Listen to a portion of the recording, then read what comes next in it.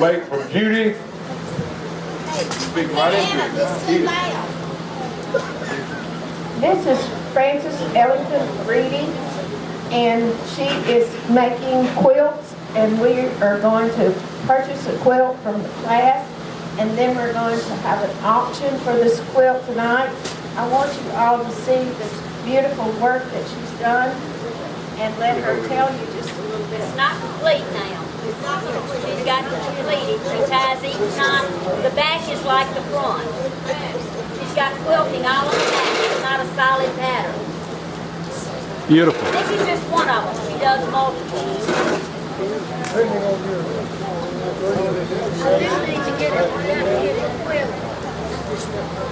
They have several different patterns. I like the footprint. Paw prints. Paw prints. Mississippi State paw prints. And we can make them any size you want. And she makes pillow jams also to match. You know that. You're doing good, Kim. I'm into that. I know about all that I stuff. said you made pillow jams to match.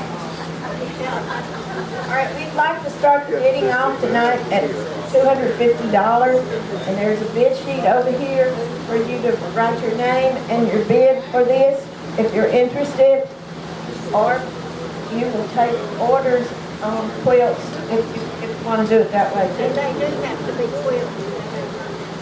They still need to be quilted. Where is that sheet? Over here by the bricks, right there, I put a sheet over there for you to sign up if you're interested in bidding on it.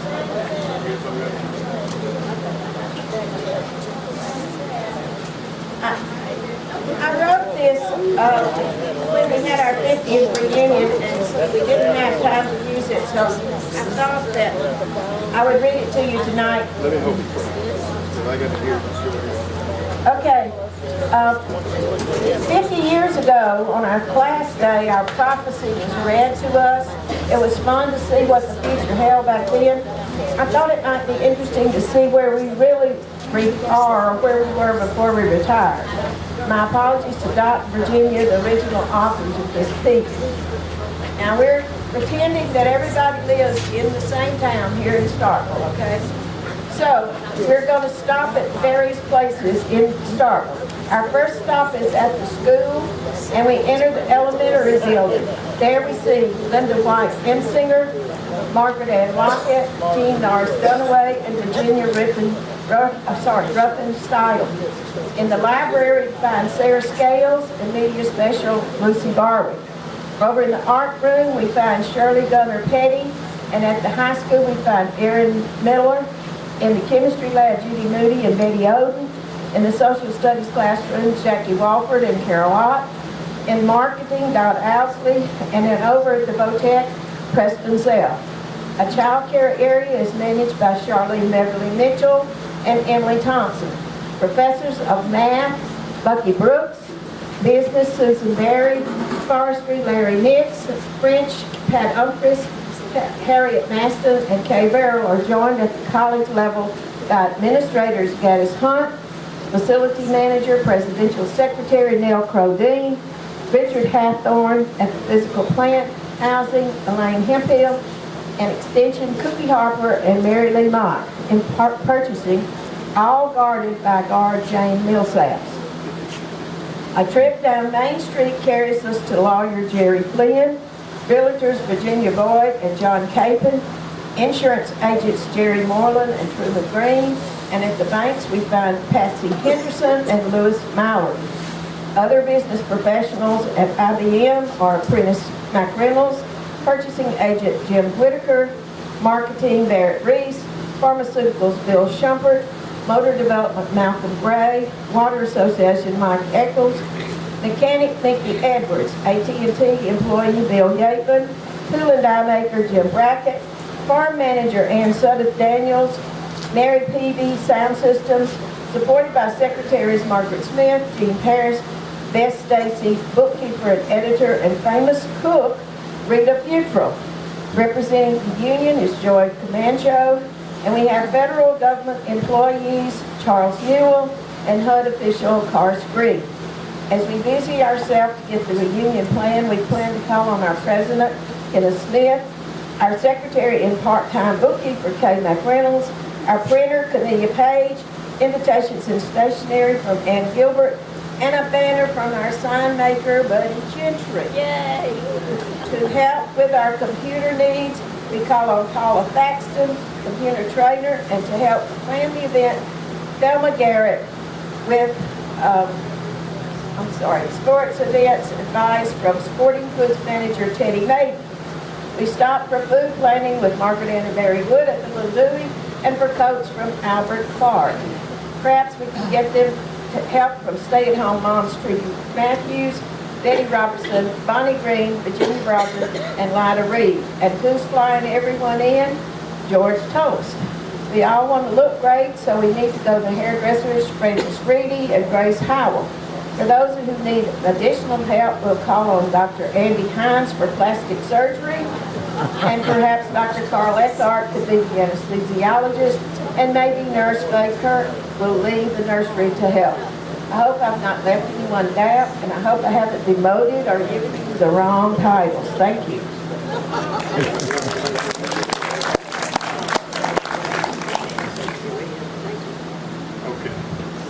All right, we're going to do some trivia tonight, and we always feel like we come to these and we don't find out what people are doing or where they're living and all that kind of stuff.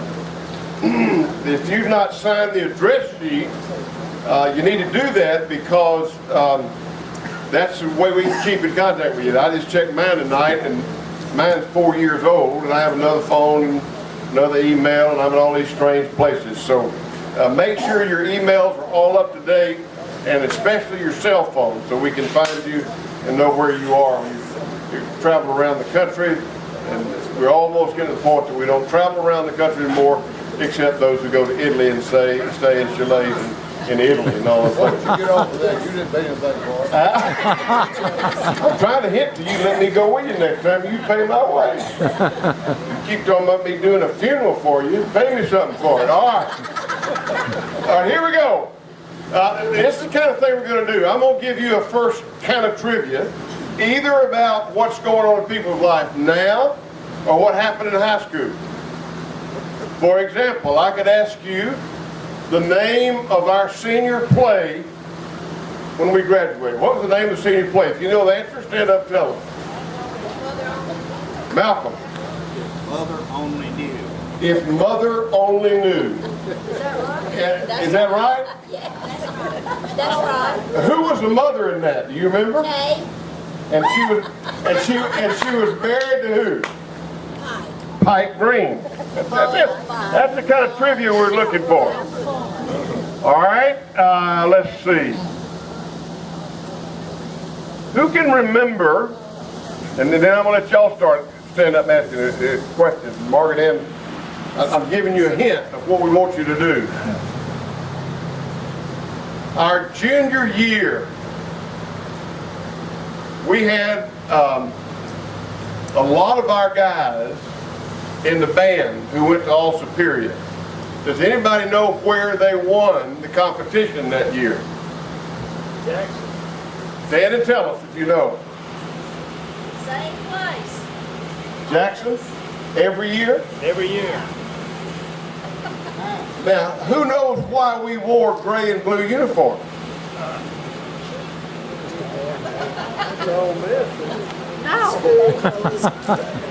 Why were we wearing gray and blue uniforms? I just know the legend about what we did. It's been easier to clean All right. than black and gold. Wait a minute. Why do we wear blue and gray? Because someone told Kelly Love that those colors were always on bands that won awards.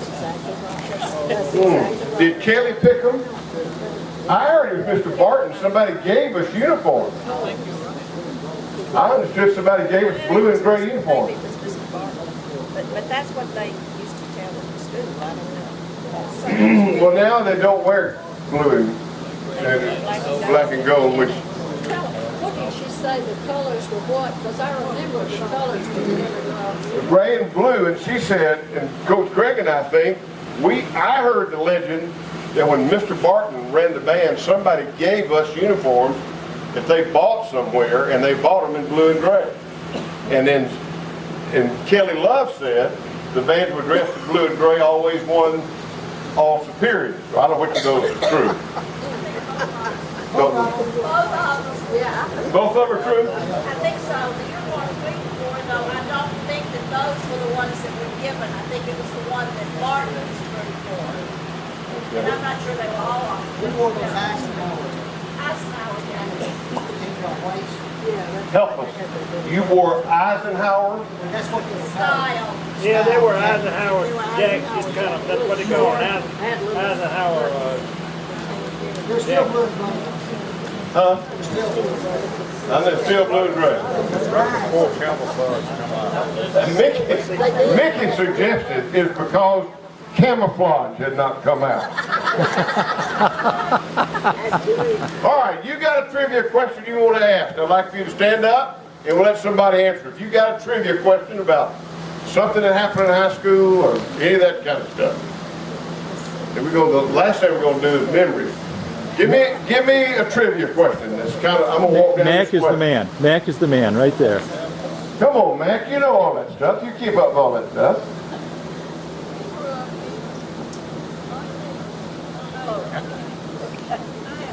All right. When Jim and I married in 1967, our song was "Will You Still Need Me? Will You Still Feed Me When I'm 64?" Which singing group made that popular? That's a pretty good question. Who made that popular? The Beatles, of course. Was it the Beatles? Absolutely. I got it. You want to hear it? No, we'll hear it later.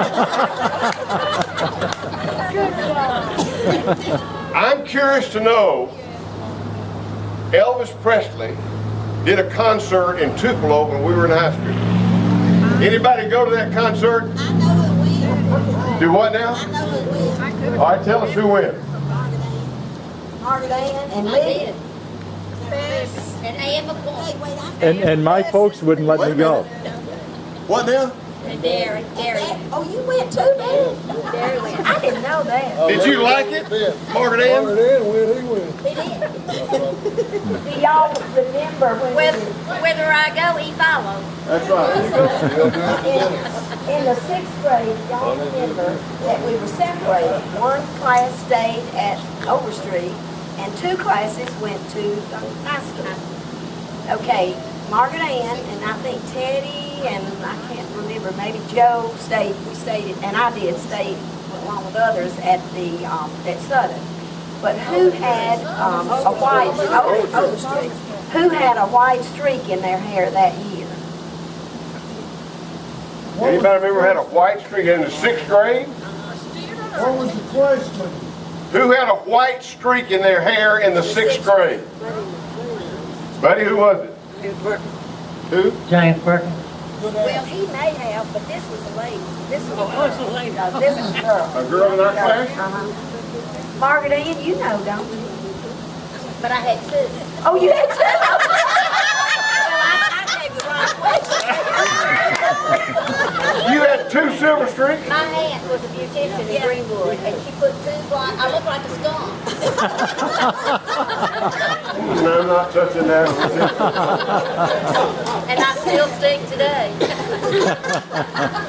All right, give me another trivia. Here we go. Okay. Who was your 1960 homecoming queen? 1960 homecoming queen. And what was neat about that is I bet they played Autumn Leaves. I know. You walked across that. Y'all make this about somebody else besides me. Margaret Ann there. We were threatened to vote for it. There was no choice. Ask Mickey why he remembered that. I'm curious, Mickey, why do you remember that? Because I made the front page on Starkville Daily News. Because of that. Look why? When I crowned the queen. I did not know that. Barry said, what happened? What happened? I said, you'll know in the morning. I have one. Okay. Does anybody remember somebody in our class having a nickname? A nickname. What nicknames do you remember? A-Rock. Now go back over here. Who'd you say? A-Rock. Who was that? I thought it was Surefoot. My daddy said my head was that hard. A-Rock. Any other? What nickname did I have? Buddy. Yeah, my family called me that the whole time. I know it because I was doing the good things and you were doing the bad things. But they call me, my real nickname in my family is Checker. My daddy managed Kroger's when I was born, and they called from West Point and asked if there's anything new at his house. And he told them he had a new checker. Check that, folks. And to this day, I preach funerals of my uncles and aunts and cousins, and they always put in the paper, Checker Smith will be officiating. And I absolutely hate it. I just hate it beyond words. Any other nicknames you remember? Lewis used to call Andy Hare, as a rabbit because he was so fast. Andy? Lewis called Andy Hare, but he also called him Wirt. When he wanted to irritate him, that was his middle name, Anderson Wirt Hines. I did not know that. I did not know that. Any other nicknames? Some of them you can't say out loud. I always like to ask the question, Barry and Lewis used to sing in the shower all the time after practice. And there was a singer in the Delta that they would sing. You remember what that was? Bo Diddley? Bo Diddley. They'd sing in the shower, and I thought, who in the world are these people? And Bo Diddley, where you been? yeah, that's right. He was also known as Marty Huggins. That's right. I was going to ask if anybody knew that. That's just to help you take it. Barney Huggins, okay. Where was the best place to stop and eat burgers and milkshakes in Starkville when you were in high school? The Derby. The what? The Derby. That's the only place, wasn't it? Yeah. I don't remember anything else we could go get hamburgers. Well, one at the Blue Goose too. Yeah, but I don't think we were welcome at Blue Goose. I'm going to tell you a story about that a bit. Bill Cutlet's. What restaurant in town used to serve Bill Cutlet's 99 cents? People's Cafe. That was Run Hunt's office too, remember? Yeah, that's right. Where he lived. Daddy. Name shoe stores who own the People's Cafe. Anybody remember who owned the People's Cafe? Matthew Mitchell. Matthew Mitchell. Name the shoe stores in Starkville. Wait a minute. Here we go. Gordon Shoe Store. Anybody else remember another one? What? All right. Name the dress shops in Starkville. Cash Department Store. Rosoff. Cleveland. Scales. Thomas's. What store used to have the thing they'd send up on a penny dish? I remember that. Name the grocery stores in Starkville when we were in high school. John Store. Pick Pack. United and Big Bag, all owned by the same Joe people. was down there for a while. Bone Green owned all of them, didn't he, Albert? Yeah. So you're right. How many remember where Kroger's first opened in Starkville? Van Lanningham. Where? Van Lanningham Lumber Company. No, your dad. No, it's not the Van Lanningham. No. On Jackson and On the 82. corner of 82 and Jackson. It was on Jackson Street where it first opened. Oh, is it? Yeah, downtown. It's right across the street from Jones Shoe Shop and Sennet's Barber Shop. That was my first job. I worked there. All right, and who was the doctor that delivered most of us? Dr. Fetty. Dr. Fetty. Every one of us. The weirdest thing in the world. I'm pastoring in South Miami, Florida, and I'm walking up my street where I just moved in, and a girl came out of her house, and I thought, that looks a lot like Adele Eckford. And sure enough, and Dr. Fetty would come see her, and I played golf with him in Miami all the time. And what blew my mind was, I learned to play golf, caddying for him when he played at the country club. What afternoon do we play golf? Wednesday. Wednesday afternoon, because Dr. Hines and all that crew would come out there and pay you $1 to carry that bag all day. Anyway, what's your favorite smell in Starkville you remember? Bakeries. What bakery? Staggers. Staggers Bakery. I used to swap a paper every morning with the ladies at Staggers for 2 donuts. That's when I got this addictive habit of eating donuts now. It was right across the street from the People's Cafe. That was. Yeah. Let me ask you this. What were the names of the movie theaters in Starkville? In State. You remember what you paid to get in? 25 cents. What?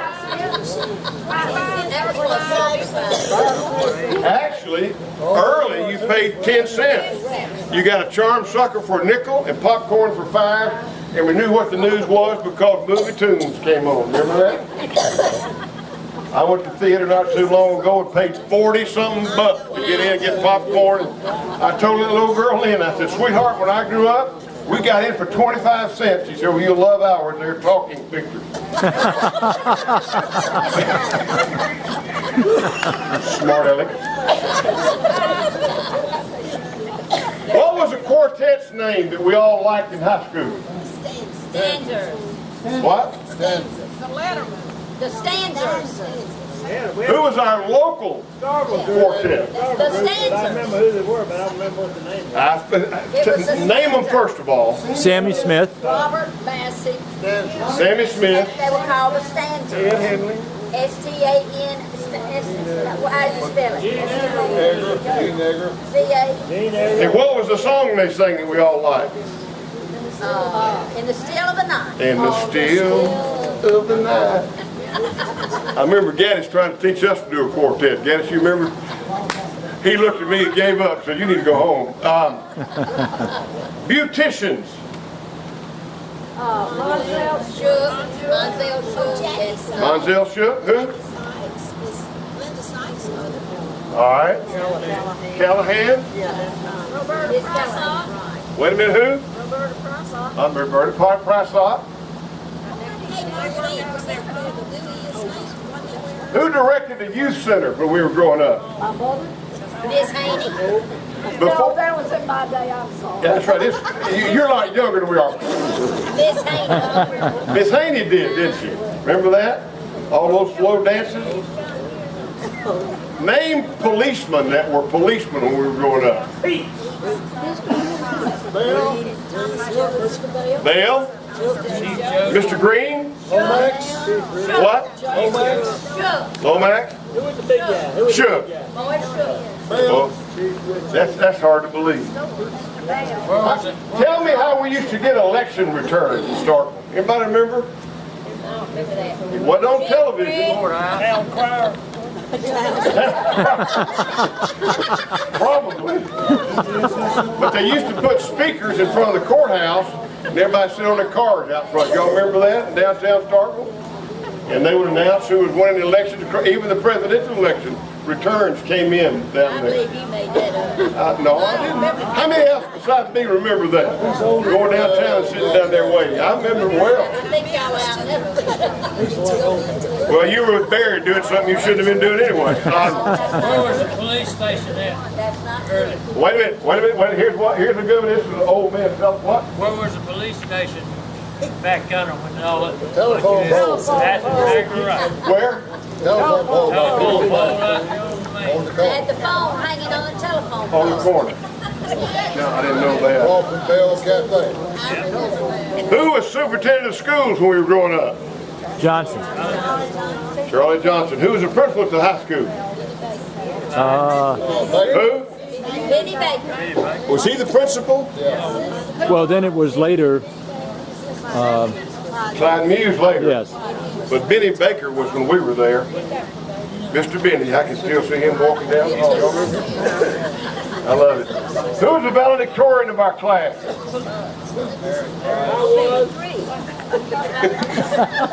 You done gone the line now. Who was the valedictorian? And who was the salutatorian? All right, who were the three? Larry Nix.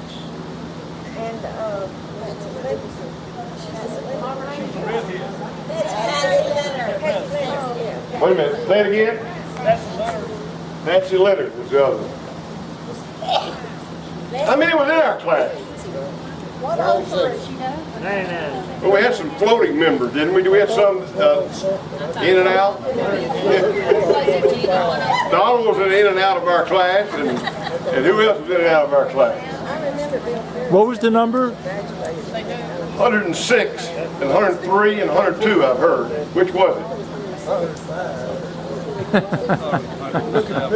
107? I just know we were all brilliant. Who do you remember that left that was in our class growing up, that moved away? Roger Jones, Carol McClure, Kay McKissick. Jerry Williams. I forgot about her. Where did, who did you say, Kay? McKissick?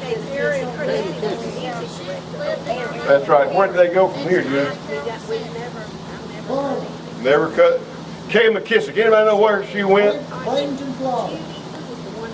Who? Did she really? How does he know that? And how did you know that, Janet? Who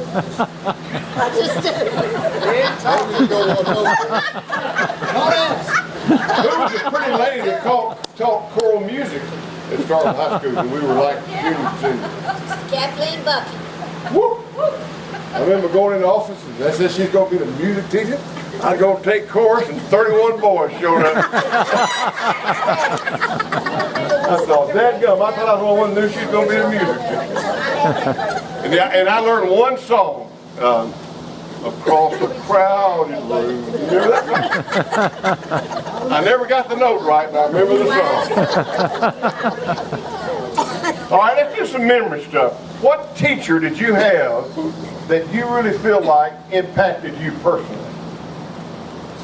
Let me go here. Wait a minute. Who? Here we go. Who? Miss Hodges. Miss Hodges. Math teacher. That's right. How many of you would say Miss Hodges? One of the best teachers we had, the ones at school. She's a special lady. I understand her daughter became almost equally as good a teacher.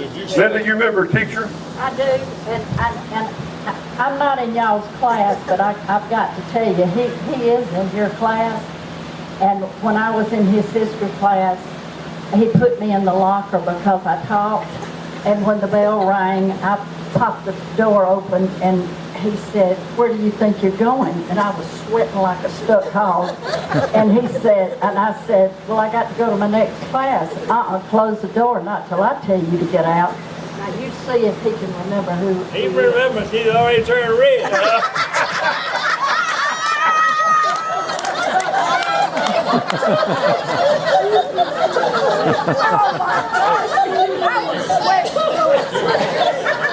I can't believe two things. I can't believe Linda has been talking, and I can't believe you've done that. Hey, Jim, I have a question to ask jail for that, you know? I have a question to ask about Coach Craig. Was I the only one when we were seniors, juniors, and seniors that thought he was really old when he came here to coach? I mean, he came. I didn't know he was just out of Delta State. I thought he was really old. He really was old. Well, He was 23. I know it. I thought he was 40 years old. Would you say the teachers that had the worst paddle that you remember, or what? The most influence. Most influence on paddle, Jim Craig. Coach Craig, what you? Time or two. We have him arrested for child abuse down there. Coach Shipley got me. Ken? Coach Shipley got me. Coach Shipley got a lot of them. All right, and here's a good question. Ask him, Albert. Who taught study hall? Oh, Mrs. Luxon. Mrs. Luxon, yes. Let's look at And not only, she taught everything too. Ask Carol Lott about Miss Lutsinger. Carol, there's a story over here that Mick Edwards says you might be able to share with us about Miss Lutsinger. I could share a lot about what Mickey did to the poor woman. Hog Up Church had gotten injured in the football game on Friday night. On Monday, he was still in the hospital, and I think I've told this before, but Mickey and I were sitting in the study hall, and all year long, you know, the floor was angled down from the stage.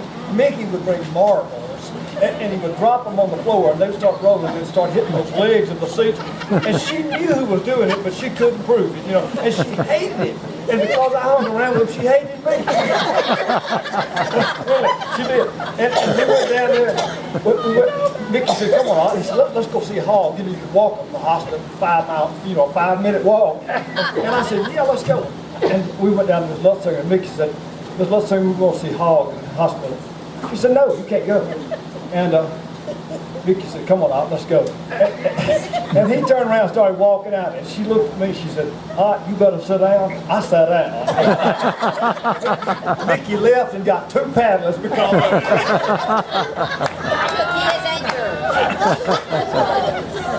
I remember when we experimented with chewing tobacco in the typing class upstairs on the top floor. Y'all remember that? And Coach Muse came up there and stood at the door. Didn't say a word. And we got tobacco in our mouth, we can't spit out the window. I made a dash downstairs. I was so sick I never touched the stuff again. He just stood there at the door. His office, we were so sharp and bright, his office was right down below that classroom. We was spitting out the window.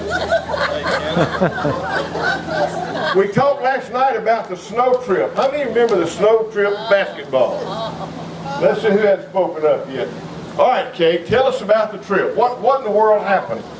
I really can't remember. I just can't remember all the details. Marjorie, help me. We were playing basketball in Aberdeen, I think. Isn't that right? Amory. Well, while we were playing, it snowed, and it was so deep that we couldn't. Or did we get stuck in it coming home? We got to Aberdeen, and that's as far as we could get. We had to stay in the hotel that night. Okay. And Coach Nick brought us all the way home. Got home. How did they get home? In cars, we pushed cars up the hill. One group went one way and the other group went through Columbus. And they left us. We were on the bus. I made one big mistake. Harry, where did you stop that night? I made one big mistake. I want you to tell them what you did that night. We were coming back. Well, we're about 1 o'clock or 2 o'clock reaching Mayhew, Mississippi, and my dear friend Bill Drain said, "Barry, why don't you get out? Miss Mary, his mother, will cook us some breakfast in the morning, and I'll take you on home in the morning." I said, "Okay, Drain, we'll do it." So I got out in Mayhew, and they went on, took another 3 hours. I stayed with Bill Drain, got to bed about 2 o'clock. Colonel Drain, his father, woke us up at 4:30. He said, "Boys, get up, we're going to the barn." And I said to myself, I didn't volunteer for the barn. Either way, Miss Mary didn't look at breakfast. That was on Friday night. I did not get to Starkville until Tuesday morning. Anyway, I fed cows and did hay and all that crap for 3 days, and that's when I learned I would never be a farmer. That's called, you got Shanghai, is what that is. Like in the old days, Shanghai was. All right, give me another memory you remember that just really sticks out, or another teacher that you Mac really has were impacted by. Mac has one over here. All right, Mac, get over here. You weren't the only one that got caught with tobacco in his mouth. Where were you? Mrs. Buck's American History class, Carl Walford, and a couple other guys sitting back there against the window. And every now and then they'd act like this. Ms. Butts saw them one time, and they were just ready to let fly again. And she said, "Carl, it's a little cool. Y'all pull those windows down."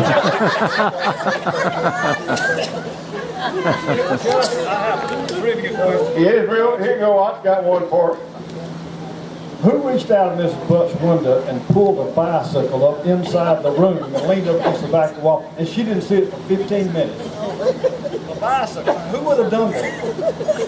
All right, who put the bicycle in Miss Butt's room? Anybody know who it was? Teddy me. Barney Huggins, perhaps. Barney Huggins. I couldn't hear. He said, who put a bicycle in Miss Butt's room, reached outside and pulled it in her classroom? George Chester. George Chester did. And they said it was you.